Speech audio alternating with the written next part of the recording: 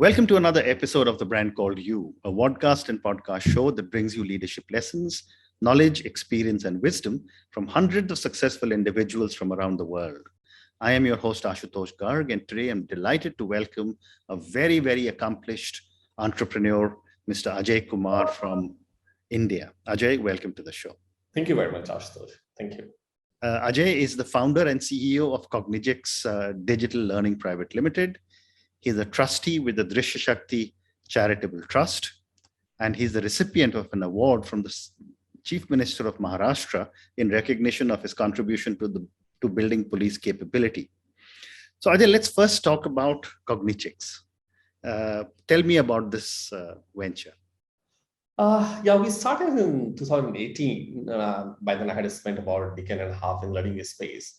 I could sense that the industry is going through a change. But I spent my life in the classroom training, which generally is called instructor-led training, where faculty is there and they train and teach people.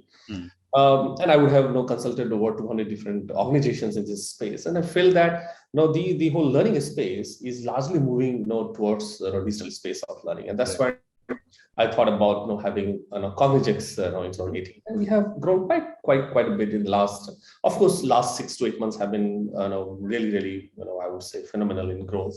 We have now presence in the US. We are expanding to other geography today, where there's a huge demand for e-learning. Correct. And e-learning in the space that we are. So there are content digitization, there's a platform, there are services attached with it, and we are into end-to-end of this whole thing. And I would say also that we have been very blessed by having good set of people coming and joining from the industry, people with 3-4 decades of experience. See, we are not the people who have come out from the ITs and IIMs and got an idea and thought, let me go and experiment and do and that. We're the people who have come with our experience of having been in the industry for the last 30-40 years. Seen the industry grow, learning industry grow, seen how it is moving. And now we also have seen technology, how it is impacting the learning. So we have come together, and most of us that you see in our organization are all average 25 years, 30 years plus of experience. And we have come together now to use our experience by having spent that time in learning and technology, how we converge the two and come up with something which will impact the whole learning ecosystem. And that's Cognigix is what we're trying to do. Fascinating. And who's your target audience? Very wide. So there are two kinds, I would say. One is, of course, the space of education, and other is the space of professional training. If education, I'm talking about K-12. I'm talking about there. In fact, 3 categories that you have. So you have early educator, for early education. You have primary. You have secondary, and there's a whole bit of it. And then you have also higher education. Now there, you have a huge requirement, for technology-based learning. Then you also have a publishing space. Publishing is a huge space where things are now getting digitized. You see all the books behind, here, there. I think, only people like, some of us who are still fond of, reading the books that are in our hands is what we do. But most of the publishers and publishing is getting purely into, the audio-based, the digital, learning space, completely. So publishing is other area that we are, working with.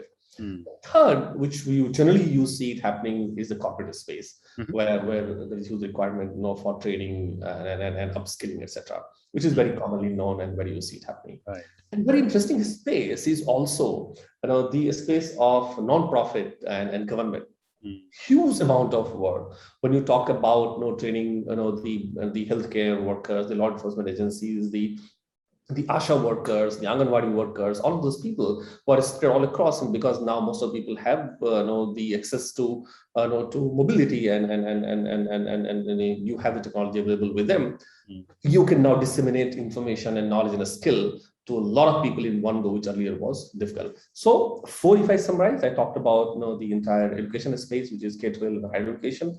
We're talking about the corporate. We're talking about the publisher, and of course, all of the non-profit. That's our target audience for Amazing. And this, you said, is on a global audience. Yes. So, just a few minutes ago, you mentioned that you're using technology to transform learning. I want to understand, how are you using this technology and how are you reaching out to millions of people? That's the interesting part about technology, is that it allows you to scale and reach out to large number of people, in one go. Of course, this requires device, and which is now becoming common. It requires some of the supporting element in terms of data, etc., which is becoming a little easier and accessible at an affordable cost all across. And other things are pushing the adoption, of technology, and therefore we can ride on that wave to drive learning. If I just put it, and it's simple for our viewers also, and those who want to understand this whole space of learning and technology. It's very simple. One very important is accessibility part of the whole thing. Okay, technology is making the learning accessible to everyone. Now, you remember your days and our days also, when we had to go to library in a defined time to learn. Correct. Or we'll go to a classroom and the faculty has to be available for us to teach. Right. So we will go and then learn. Okay? Now it's opposite has happened. Learning has come to you. Okay, what is that you want to do? You won't get. I mean, search on the internet, you search on YouTube, you search on learning channels, you subscribe to learning platforms. I mean, you get everything that you want on your fingertips. So learning has come to you. You don't need to go there. I mean, the library for learning is open for you whenever you want to read. Whatever device you want to access it from. I mean, you are I'm from Mumbai, and it takes an average travel time for anyone from home to office is about an hour and a half. It's very average in city like India. Now here you get an hour and a half of such a good time only by yourself, but there's nothing else to do. Okay, now you can spend a good amount of that time today in learning, where learning is now in your hands, in your palm, in your device. So one is the whole accessibility of learning, anytime, anywhere, any device, and it has come to you. That's what technology has done. Second, very interesting, what it has done is that generally there is also a feeling that only certain kind of content is to be digitized earlier. Which can be conceptual, that can be displayed graphically, or can be put in a text, and one can understand and learn it. It was not actually could be visualized also, that we can have complex machine being taught in a manner where actually don't need to touch the machine and do it. Okay, or content which is from, say, biology or chemistry or say other high technology or softwares, etc., which required a lot of amount of visualization and visuals for you to understand the whole thing. Now the augmented reality, the virtual reality, all the devices that has been coming there. Now you can have immersive learning, with that. So technology now allowing us to convert complex subjects which can still be learned in the self form. So one is accessibility, and is that now we can easily convert a content, which can be learned virtually. Third, and very important also, is this cost of conversion. Earlier, it's very difficult. We didn't have technology. I mean, you need to have very high skilled people. The time taken to convert a certain topic, into 1 hour of learning time or 2 hours of learning time, or converting certain legacy content into digital content, take a lot of effort and time and cost. That has come down substantially. Today, you have something called rapid authoring tool. Okay. Now it has, so all the programming that you have to do otherwise, to create an engaging content. Now the tool is doing it for you. Very interesting. There are so many other technology which is allowing us to convert the content digitally in an engaging and interactive manner very easily. Now, so if you look at it, technology is impacting positively the whole value chain of learning. Okay. From content digitization, talk about what kind of content can be digitized, how easily can it be done. Then the platform is available, accessible. So you have everything. You can have platform, but you don't have the content because it's very costly to convert. Now then it becomes only for premium people. Correct. And premium cost. Moment the cost of conversion becomes easy, cost of accessibility becomes easier. Okay, and technology is able to get masses. I'm saying that's called the revolution in any space. And that's where absolutely fascinating. But and a follow-up question for you, Ajay, that while all you talked of several costs that are coming down, is the cost of education to someone who cannot afford it coming down as well? It becomes zero if you ask me. Okay. Zero, almost zero. What is that you want to learn today is not available for free.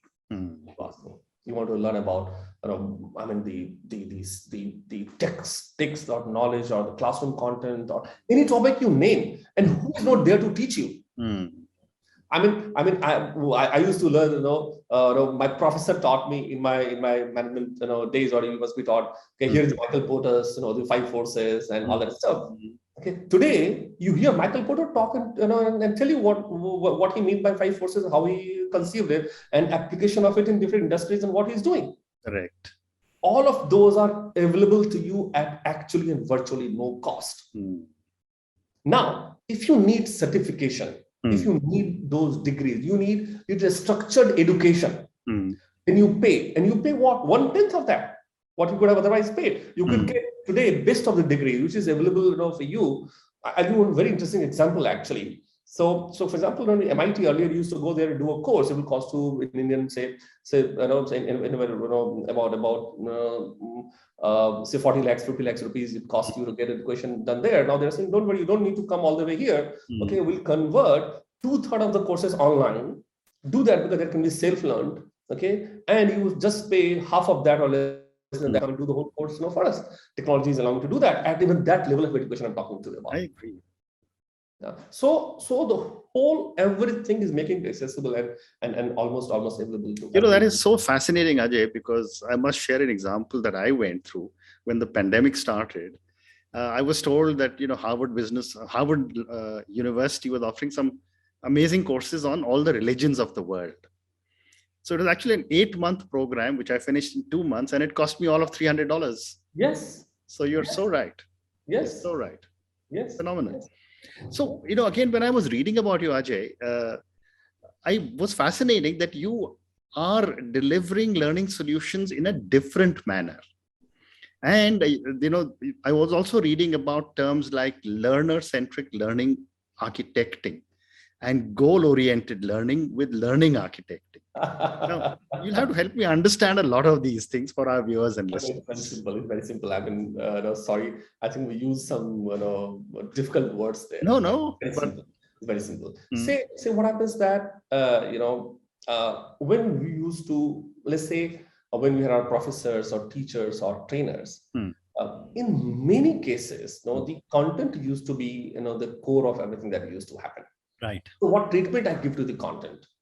What has changed today in many ways is in what ways do I first look at my learner? So for example, if I have to teach, say in K-12 and say early education, so those kids who are in nursery and KG and 1 and 2 and 3, okay, the same topic if I'm teaching about the solar system, okay, I'm going to be talking about visual and then the list of text, a lot of voiceover and the music and the speed at which it is kind of going past you, and the visuals are generally illustratively put and the actual picture of the solar system and the moon, etc. All drawings are there. It's colorful. Now I have gone into a shoe off, okay, a kid, and try to understand how will I learn. I mean, why is it that there is kids channel? They're also watching the same movie that you and I could watch, but they prefer animation. There's a way in which the mind builds how they want to consume the content which is outside of it. So when I'm teaching the same solar system to so these kids, okay, in early education, I'll be using these kind of graphics, animations, music, and I'll exaggerate a lot of things, put it all there, and etc. As I move, to say higher education, okay, now I'll have real picture of galaxies. I'll have the actual thing. I'll get deeper into it. I'll have more text back there, the stories. I allow them to explore and discover and get immersed into the whole thing. Same thing, say if I move to corporate, it's very different. Okay. Now they are saying, no, I don't need just the concept. Tell me how to apply. Now I have changed the whole thing to scenario-based learning. Okay, I'll create cases, I'll create situations, I'll create applicable situations, get them how they can apply what concept they have learned there and how they're doing it. If I change the audience to say younger population, I'm talking about how. So what is happening is that when we say the learner-centric architecting, where the learning design is a core to all of the entire thing. That's very core to any e-learning. Okay. So learning designers are the architect of the entire thing. Okay. So they look at the audience and then they decide how it has to happen. They also look at the end result, what finally is expected from this learning. So a corporate may say, no, I'm okay with UTs and POSH. Okay, what I want you to do is that has there been any change in their behavior? What is visibly seen? Now I have the end objective in the mind when I am designing now the solution for them. Okay, so whole focus is going to be that how behavior change happened, okay, through the learning that they are going through. Okay, so end objective in mind, and therefore I'm giving a different treatment to the same content. My audience in mind, and I'm giving different treatment to the same content, and that's where the whole design and architecting happen. Fascinating. And that's the whole thing, and that's the beauty of it's a whole e-learning space. Actually, Ashutosh, is one part is technology, other part is completely creativity. It's almost like you're making a movie. Okay, and that's how you keep the audience in mind. Fascinating. So one more question on e-learning before I move to your trust. You mentioned that one of the big things that is happening in education today is that education is reaching our homes. I want to reverse the question and say that how are students or the young children or the young the millennials or the Gen Zs who have come out of different kinds of institutions, how are they changing their needs from teachers like you? You know what? It's a very interesting question, actually. And you'll be surprised that not only how the millennials and Gen Z are changing, but how the the Gen Ys and Boomers are changing also. Okay, before I answer that question, let me tell you a very interesting thing. Sure. That we did a program on emotionally intelligent policing. Okay, which is in Marathi, where I belong to in Maharashtra, is called Bhagnik Paragvan Police. How police can become more emotionally intelligent, so that their engagement with the citizen become far more cordial, and there is a greater experience, a positive experience. Now, we converted the whole module, okay, in e-learning format. You won't believe it. Okay, we did for one of the police commissariats. We covered thousands of people there. People, all the constables and all the havaldars, all the traffic police, all the people on the lowest rank of the policing, which was a larger part of your law enforcement agencies. They went through full-fledged 6 hours of course on emotional intelligence in Marathi. Wow. On our app on their mobile phone. Let me tell you interestingly, okay, adoption rate, meaning what percent of people completed the program in time and full, was 100% plus all the time. Amazing. Now, understand what I'm trying to say. Most of these people, okay, were not conversant with technology. They have not understood that they don't have exposure like corporate into technology-based learning, etc., etc. They have a mobile phone which they at the most use for WhatsApp because they get messages from their seniors, etc. Okay, they don't have time to go to the classroom. They don't have time to eat food. I mean, they're all struggling that how they manage their whole life. Correct. Okay, but they did the course online and on a technology platform. That's I'm talking about how mindset of even these people have changed and they're open to doing it and completing. If you come to, so I'm saying that not just the younger population, okay, but everybody is actually adopting technology in many ways. Learning is one area where they are getting into it. They're okay to learn online virtually. When we talk especially of millennials, okay, now they're very quick. They are much aware. They know technology. I mean, they know what is happening around. I mean, you talk about AR, VR, they will tell you much more than what we can talk about it. They've experienced it. They are the generation who have grown seeing that evolve and have been part of this growth journey very closely. Okay. They have not adopted it, or they have not moved from how we moved from reading in our hands the book to reading on Kindle. We had to change ourselves to go there. Correct. And it has not been changed. They have grown in that culture. Now, when they have grown in that culture, it has come naturally to them. Now, they're not fascinated by some fancy graphics and some voiceover. They're done with that. They prefer very immersive learning. They said, don't tell me how I learn. Don't give me a course of 90 minutes and you want that Ashutosh and Ajay and everybody else will learn in the same fashion 90 minutes. No, I don't want. Because of 90 minutes, I need only 30 minutes. Correct. Minutes I have learned in some other fashion, some other way. Or I'm not interested in learning that part of it. Allow me to discover my own learning in my own way. They want adaptive learning. They want immersive learning. Okay? They want to discover the whole learning space. Give them the environment. And in that, allow them now to discover what they want to learn. Don't direct them. Don't try to kind of teach them. They will learn. They know what they need to get from there. And they will get the best if you allow them to have their choices. And therefore, even we are changing the whole technology space of learning today. We are not saying that A will has to go to B and B to C and this time. No, here's the environment I created for you. It has got this much of content. This is what I've made available inside of it, outside of it. Go discover, learn, and come back happy what you have learned from there. That's the change that you see in when it comes to an amazing paradigm change in the way education is being delivered, isn't it? Completely. Amazing.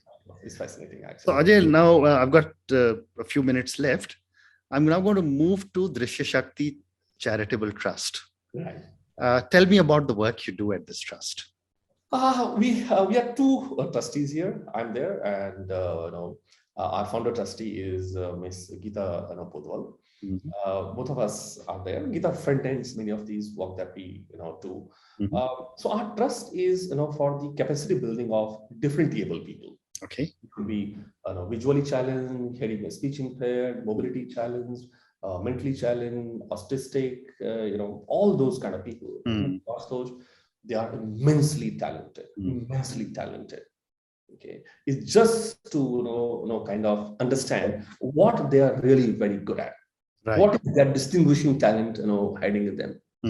You won't believe some of the people who are mentally challenged and they can't, they won't be able to even tell their full name.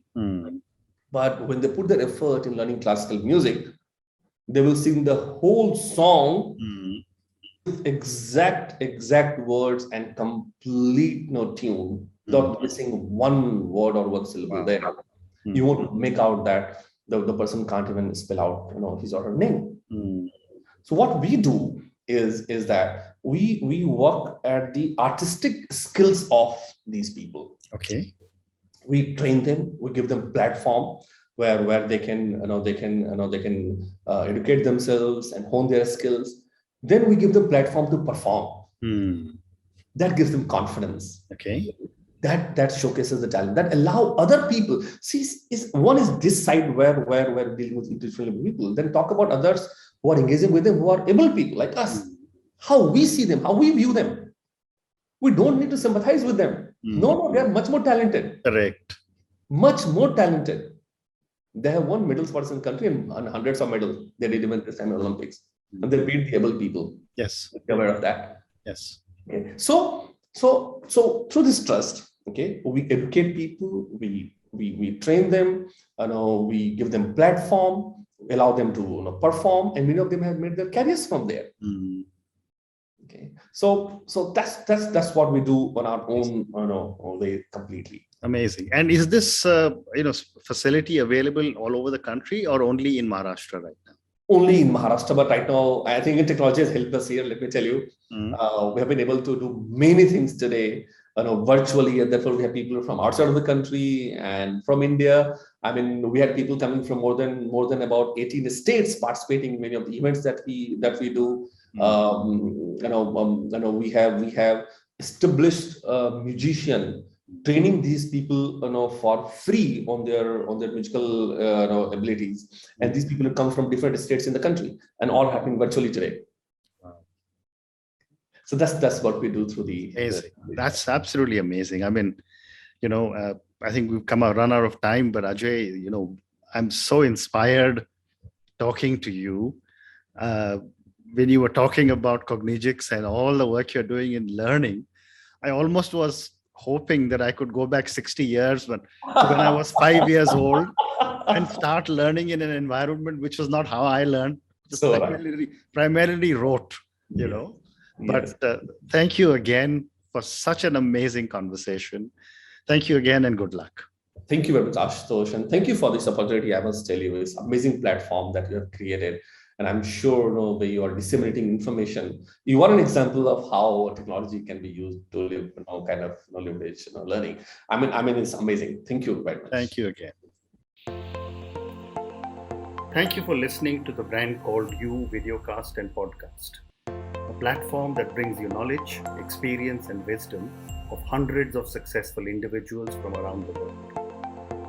Do visit our website www.tbcy.in to watch and listen to the stories of many more individuals. You can also follow us on YouTube, Facebook, Instagram, and Twitter. Just search for the Brand Called You.